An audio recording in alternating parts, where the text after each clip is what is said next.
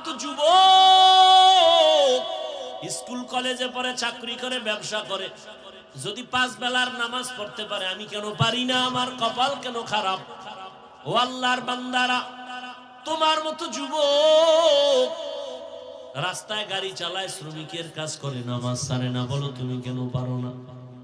দুনিয়া আল্লাহ কেন দিছেন? আখিরাতের কিছু সম্বল সঞ্চয় করার, কাজের জন্য। মূলত দুনিয়া কোনো কাজের জন্য না, দুনিয়া আমাদের জন্য না।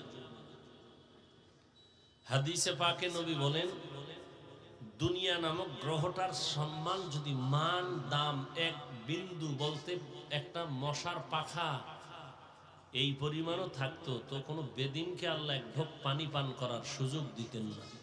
অর্থাৎ এই দুনিয়ার দাম আল্লাহর কাছে মোটেও নেই। তো দুনিয়ায় পাঠাইলেন কেন?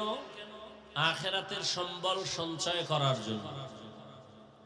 এখান থেকে যা আমরা সঞ্চয় করব, মরণে